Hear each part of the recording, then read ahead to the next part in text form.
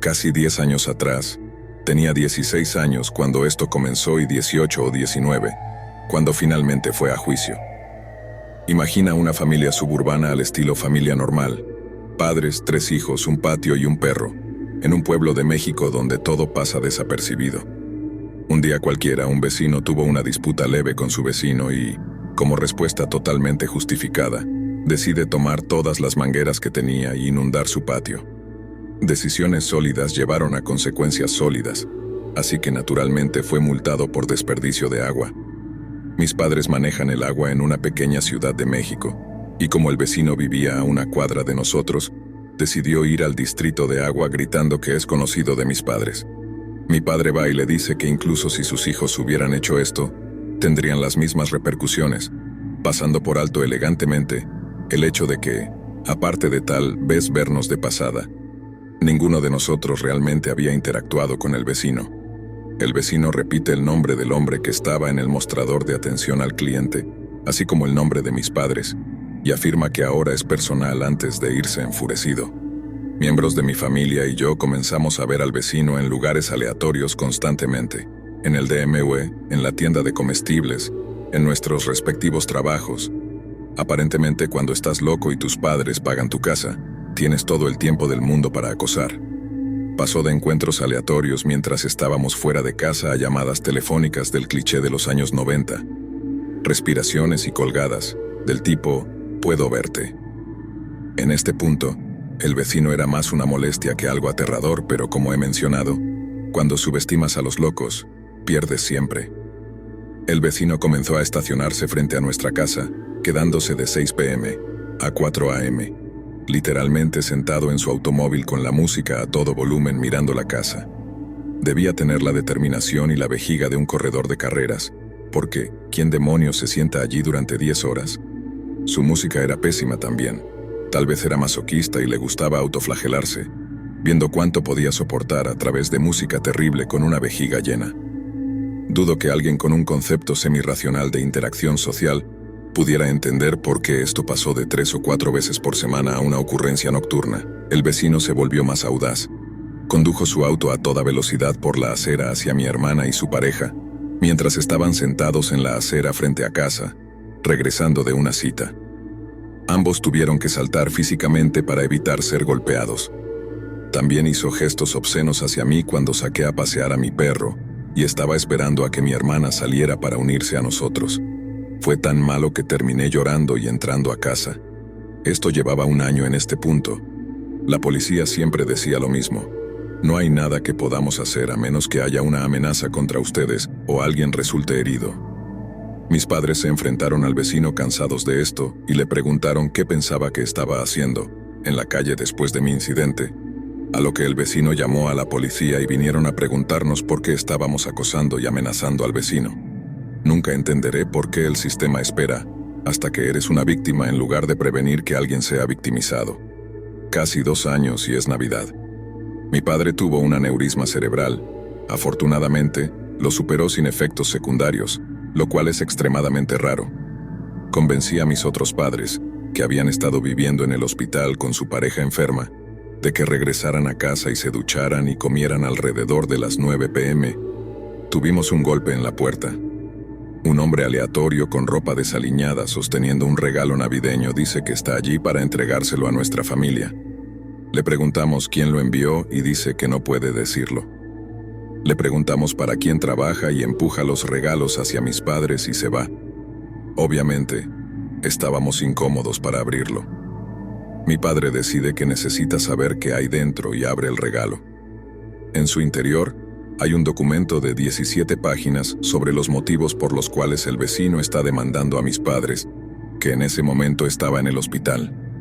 Incluso yo pude decir que era falso, con los errores gramaticales y errores tipográficos. El vecino se tomó el tiempo de sentarse y escribir un documento falso de 17 páginas pensando que nos asustaría. El documento y los detalles falsos que incluyó no nos asustaron. Las cosas progresaron y el vecino comenzó a pasearse frente a su automóvil y fingir tener llamadas telefónicas donde hablaba de empujar a mis padres por las escaleras o saber dónde íbamos a la escuela y trabajábamos, y lo fácil que sería acceder a nosotros en cualquier momento. En ese momento trabajaba en un turno de cierre que me dejaba libre alrededor de la 1 a.m. y él se estacionaba al lado de mi auto y me seguía a casa. Una vez intenté tomar caminos aleatorios y él aún se quedaba justo detrás de mí, llegando a casa con el vecino estacionado al otro lado de la calle. Creo que la calle del vecindario, con apenas 5 pies entre un automóvil estacionado en un lado y otro en el otro, y tener que salir y correr hacia la puerta, fue una pesadilla absoluta. Todos estábamos agotados no solo por el susto del aneurisma, sino también por vivir y mirar sobre nuestros hombros. La amiga de mis padres le contó a su amiga, que era fiscal de distrito, sobre la situación. Ella llamó y vino y tomó nuestro caso pro bono. Testificar fue una experiencia salvaje. Tuvimos que presentar declaraciones oficiales antes de ser llamados al estrado. No se nos permitió estar en la habitación cuando un miembro de la familia testificaba, ni se nos permitió hablar en los pasillos mientras esperábamos nuestro turno.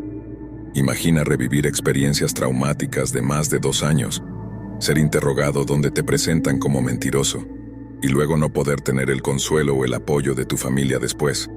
No era lo ideal. Había pruebas suficientes para encerrarlo por 1 año y medio y otorgarle una orden de restricción por delito grave. Nos mudamos mientras aún estaba encarcelado. Mi hermana falleció mientras él estaba en prisión, y él intentó demandar inmediatamente a su patrimonio. Ella tenía 21 años cuando murió, y cuando fue liberado, afirmó que su testimonio sobre él conduciendo su auto hacia ella y su pareja era falso, y la única razón por la que estaba encerrado no era por ese caso, sino por cargos de acoso y stalking. Hay muchos más detalles, pero esto ya fue bastante largo. Vecino, espero que nunca nos volvamos a encontrar. Nos hiciste prisioneros en nuestra propia casa durante años. Claramente sigues siendo el mismo, y no has aprendido nada desde que estuviste encerrado. Eres verdaderamente insano.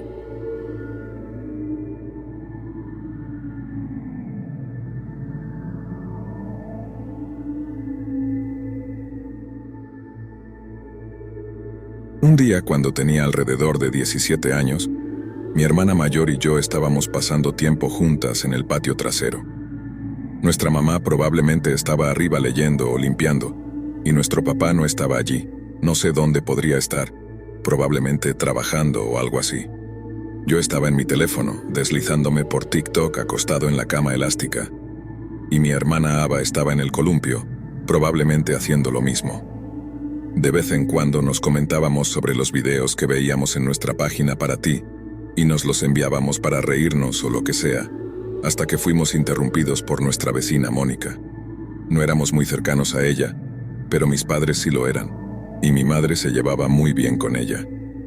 «Hey chicos, vengan aquí», dijo parada en su patio donde la cerca se encontraba en medio de nuestras líneas de propiedad. Confusamente fuimos hacia ella, ya que no teníamos idea de qué quería, pero sabíamos que debíamos respetar a nuestros mayores, así que teníamos que ver por qué nos llamaba. Nos dijo que necesitábamos ir adentro y traer a nuestra mamá, y que ya había llamado a la policía. «¿Qué estás diciendo?», preguntó mi hermana. «Solo confíen en mí, no hay tiempo para explicar ahora, por favor hagan lo que les digo». «Chicos, están en peligro, corran», dijo Mónica. Al principio lo dudamos, pero rápidamente corrimos hacia adentro. Después le contamos a nuestra mamá y ella miró afuera y había un hombre en el umbral de nuestra puerta. No lo reconocí al principio porque tenía la cabeza completamente afeitada, pero era nuestro antiguo vecino. En resumen, unas semanas antes de esto, nuestro vecino fue arrestado por matar a su esposa e hija, algo que yo no sabía en ese momento, dicho sea de paso. Volveré a eso más tarde. Mi mamá vio quién era y nos ordenó que subiéramos a su habitación y cerráramos con llave la puerta, y solo la abriéramos si ella lo pedía. Así lo hicimos. Estábamos aterrados, pero teníamos que hacer caso a nuestra mamá. Subimos corriendo y esperamos. Mi hermana lloraba y yo trataba de calmarla solo por lo asustada que estaba nuestra mamá. Ambos sabíamos que algo estaba muy mal y moríamos por saber qué estaba sucediendo. Después de unos minutos más, nuestra mamá gritó y escuchamos el sonido de cristales rompiéndose. Afortunadamente, ella ya estaba cerca de las escaleras y logró llegar a la habitación con nosotros antes de que el hombre la agarrara. Cerramos la puerta y pusimos una cómoda delante para ganar algo de tiempo. Este hombre gritaba como si no hubiera un mañana, que nos iba a matar, golpeando la puerta durante más de 5 minutos hasta que de repente se detuvo. Escuchamos silencio policial en la distancia y el hombre intentó huir. La policía casi tiene un enfrentamiento con él, pero después de gritos y amenazas, finalmente lo redujeron y lo llevaron de vuelta a prisión. El hombre del que estamos hablando se llama Antonio. Lo acusaron de al menos 2 cargos de asesinato en primer grado por matar a su familia, como dije antes. Se supo que escapó de la prisión unas 2 horas antes de esto y quería vengarse de mi familia. Estaba convencido de que mi padre era la razón por la que lo arrestaron. Antonio pensaba que saldría impune por matar a su familia, pero tenía la impresión de que mi papá lo delató de alguna manera. No estoy seguro de por qué piensa eso, ya que no conozco toda la historia. Mi padre no quiere hablar de ello conmigo. No que eso importe de todos modos. Supongo que mis padres no nos contaron o a mi hermana sobre lo que sucedió al lado al principio, pero dijeron que planeaban hacerlo pronto. Simplemente no querían que nos asustáramos supuestamente, pero eso es lo único que puedo sacarle a mi papá sobre todo. Ni siquiera mi mamá conoce toda la historia, a menos que nos esté mintiendo. Mis padres probablemente pensaron que no había urgencia en contarnos lo que sucedió al lado, ya que estaba encerrado en prisión en ese momento, pero de alguna manera logró escapar y estaba buscando venganza. Esta vez era personal, y escapó solo para intentar asesinar para así quitarse la bronca.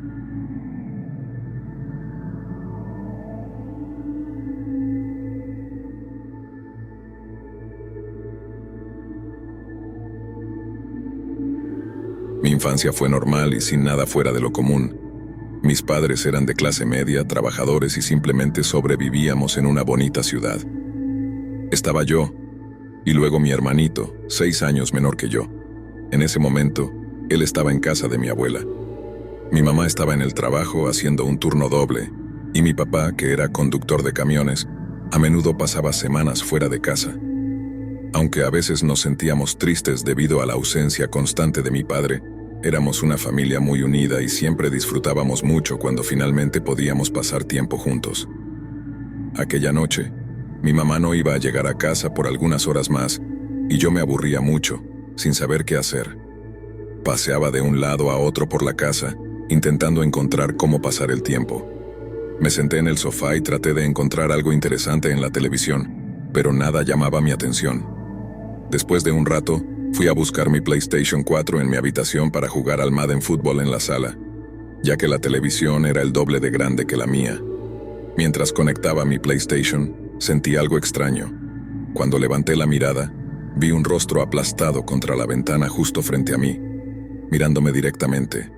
Me quedé helado y grité, y el hombre también comenzó a gritar. Pedía ayuda y que lo dejara entrar, una y otra vez. No tenía idea de quién era ni qué estaba haciendo, pero prácticamente suplicaba y gritaba a todo pulmón. No podía mover un músculo porque estaba demasiado asustado. Suena extraño, pero casi lo dejó entrar a pesar de mi miedo. Era un hombre grande y aterrador, pero parecía estar en peligro. Afortunadamente, mi mamá llegó justo en ese momento y me sentí aliviado al verla, pero también aterrorizado de que el hombre pudiera intentar hacerle daño. Él se detuvo como un ciervo atrapado en los faros del carro, y mi mamá le gritó que se fuera, lo cual hizo. Afortunadamente, mi mamá llamó a la policía cuando entró a casa, y cuando llegaron, encontraron al hombre sentado al otro lado de la calle, frente a una casa embargada.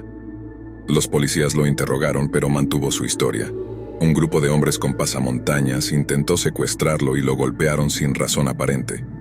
El policía, al igual que yo, no parecía creerle mucho. Más tarde descubrimos que el hombre era nuestro nuevo vecino y acababa de comprar la casa embargada justo al otro lado de la calle. Afortunadamente, mi mamá llegó 1 hora antes de lo esperado esa noche. El hombre todavía vive al lado de mis padres, y yo viví allí por unos años más después de este incidente. Nunca nos molestó directamente después de eso, pero era bastante inquietante. Teníamos que aceptar su versión de los hechos, aunque parecía poco probable. No sucedieron cosas extravagantes con él después de eso, pero hubo momentos en los que me sentí muy incómodo por su presencia. Siempre sonreía y saludaba cuando pasaba por su casa, y parecía estar siempre afuera observando cuando bajaba del autobús escolar. También hubo ocasiones en las que lo escuché teniendo conversaciones completas consigo mismo, e incluso juraría que lo vi golpeándose la cabeza varias veces mientras lo hacía. A veces gritaba sin razón en medio de la noche, y definitivamente había algo mal con él. Siempre hacíamos lo posible por mantener distancia. A mi papá realmente no le agradaba, probablemente incluso más que a mi mamá. La violencia realmente no era una cosa en nuestro vecindario, y quiero decir eso literalmente, así que su historia era simplemente extraña. Lo último que quiero mencionar es que cuando vi su rostro por primera vez, no estaba cortado o sangrando como cuando la policía lo encontró. Sinceramente creo que él mismo se hizo eso para hacerse ver como una víctima. Suena loco, pero sé que hay personas lo suficientemente locas como para hacerlo.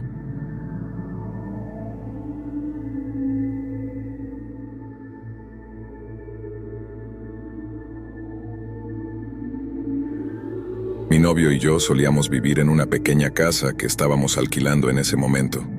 Éramos jóvenes y era nuestro primer lugar, así que necesitábamos algo asequible. Encontramos un lugar por solo $650. Era una casa de 2 dormitorios, un baño y 900 pies cuadrados. Estaba en una parte bastante difícil de la ciudad, pero pensamos que si nos manteníamos al margen, no nos metíamos en problemas y estábamos alerta, estaríamos bien. No era nada lujoso, pero era más de lo que necesitábamos. Ambos teníamos trabajos, ganando entre $10 y $14 por hora, y también éramos estudiantes universitarios a tiempo completo. Salíamos de casa más de lo que estábamos en casa, especialmente mi novio. Él trabajaba como basurero y solía hacer muchas horas extras. Entraba al trabajo alrededor de las 6:30 am, y a veces no regresaba a casa hasta las 7:30 u 8. Yo, por otro lado, trabajaba en un salón de belleza para un pequeño negocio local emergente. Me pagaban en efectivo, lo que ayudaba con los impuestos y la falta de horas que trabajaba. Mi novio, llamado Pablo, tomaba clases nocturnas para la universidad. Inicialmente estudiaba Derecho, pero luego cambió a negocios después de solo un año. Eso no es realmente el punto. Pero lo que estoy tratando de decir es que casi nunca estaba en casa, principalmente para comer y dormir. Incluso los fines de semana trabajaba a tiempo parcial para ganar dinero extra. Siempre le preparaba la cena todas las noches para que pudiera comer antes de ir a clase y para que pudiéramos pasar el poco tiempo que teníamos juntos, antes de que tuviera que irse a las 9 por 4 horas. Por lo general, yo ya estaba durmiendo cuando él regresaba a casa. Cuando Pablo regresó a casa un día, no me encontró en ningún lado. Por supuesto, entró en pánico y presentó un informe de persona desaparecida después de bombardear mi teléfono y no recibir respuesta durante más de 30 minutos. No fue hasta 2 días después que Pablo se encontró con nuestro vecino mientras recogía el correo, y por alguna razón pensó que había una posibilidad de que él supiera algo. Pablo admitió que realmente no pensaba que supiera algo, pero estaba tratando todo lo posible, preguntándole cualquier tipo de pregunta que se le ocurriera. Le preguntó cuándo me vio por última vez, cosas así. Aquí es donde las cosas se vuelven mucho más locas. Pablo pensó que actuaba realmente extraño, mucho más extraño de lo habitual, así que llamó a la policía. Pero como no tenían ninguna prueba o causa probable, y no tenían una orden ni el consentimiento para registrar la casa, no llegaron muy lejos. Pablo tenía este sentimiento muy serio de que algo estaba mal con este tipo, y que tenía algo que ver con mi desaparición. Literalmente se coló en la casa de nuestro vecino esa noche después de verlo salir. La casa estaba asquerosa y honestamente tan mala como algunos de los peores episodios de acumuladores que he visto. Buscó por toda la casa y me llamó gritando por si acaso yo estaba allí. No tenía idea si realmente estaba, pero finalmente me escuchó gritar cuando comenzó a buscar en el piso de abajo. Sí, el hombre me secuestró y me hizo cosas inefables durante días. Pablo me sacó de allí y llamamos a la policía, por supuesto. Mentimos un poco para que Pablo no fuera acusado de allanamiento de morada. Le dijimos a la policía que Pablo me escuchó gritar allí abajo y que entró corriendo para salvarme, y que llamamos a la policía de inmediato. Afortunadamente, nunca tuvimos problemas con que Pablo enfrentara cargos. No me gusta hablar de cómo me secuestró y cómo todo sucedió. Me hace sentir demasiado incómoda. Lo explicaré brevemente, aunque... Mientras Pablo estaba fuera esa noche y yo estaba durmiendo, el hombre entró y logró dejarme inconsciente golpeándome casi hasta la muerte. Me arrastró a la casa de al lado en medio de la noche sin que nadie lo notara. Esta historia es muy real, y lo que me sucedió es algo con lo que todavía vivo y que me afecta hasta el día de hoy. Él solía mirarme como un acosador todos los días, y siempre pensamos que era extraño. Pero nunca pensamos que llegaría a esto. Estoy bastante segura de que esto es literalmente la peor pesadilla de cualquier mujer.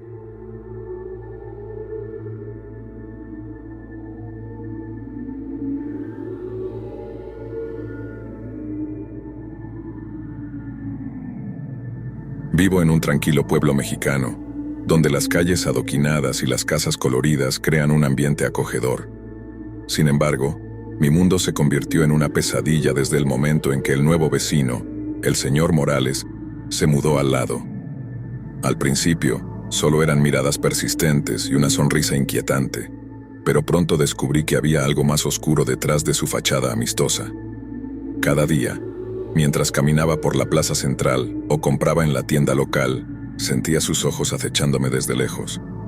No importaba dónde fuera, siempre estaba allí, observándome con una obsesión que enviaba escalofríos por mi espalda. Me di cuenta de que el señor Morales sabía más sobre mí de lo que debería, y cada encuentro se volvía más perturbador. Un día, al regresar a casa después de la universidad, noté que la puerta de mi casa estaba ligeramente abierta. Mi corazón latía con fuerza mientras entraba cautelosamente, temiendo lo peor.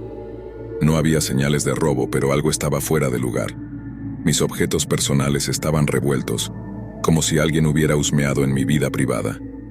La paranoia se apoderó de mí, y mi mente se volvió hacia el señor Morales. Había sido él quien invadió mi espacio personal. A partir de ese día, la presencia del señor Morales se volvió más ominosa. Comencé a notar sus sombras al acecho alrededor de mi casa, incluso en las horas más oscuras de la noche. Una noche, cuando la luna iluminaba débilmente el callejón, escuché pasos sigilosos afuera de mi ventana. Mi corazón se detuvo cuando vi la figura oscura del señor Morales, mirándome fijamente. Decidí enfrentarlo y, con voz temblorosa, le exigí que dejara de acosarme. Su risa resonó en la quietud de la noche, y su expresión perturbadora no mostraba signos de remordimiento. Sin previo aviso, desapareció en la oscuridad. Aterrorizada, cerré todas las puertas y ventanas, pero la sensación de estar siendo observada persistió. Los siguientes días fueron una tortura constante. Los susurros de sus pasos resonaban en mi mente, y las miradas furtivas se volvieron insoportables. Un día, al regresar a casa, encontré una nota escalofriante en mi puerta. «Siempre estaré contigo», decía en letras temblorosas. El miedo me envolvía, pero la determinación creció dentro de mí. Necesitaba escapar de esta pesadilla. Planeé una salida de emergencia, un lugar seguro donde refugiarme en caso de que la situación empeorara. Una noche, mientras estaba en mi habitación, los pasos del señor Morales resonaron nuevamente. Esta vez no esperé. Tomé mi mochila preempacada y escapé por la ventana trasera. Corrí hacia la casa de una amiga, temiendo mirar atrás. La policía fue contactada, pero el señor Morales desapareció misteriosamente. Aunque encontraron pruebas de sus acciones acosadoras, nunca lograron capturarlo. Desde entonces, vivo con el temor de que en cualquier momento, él pueda regresar y continuar su persecución. El suspenso persiste en cada sombra, y mi vida se ha convertido en una constante lucha contra el miedo que dejó el señor Morales. Aún me pregunto si algún día lograré liberarme por completo de su acecho y encontrar la paz que una vez conocí.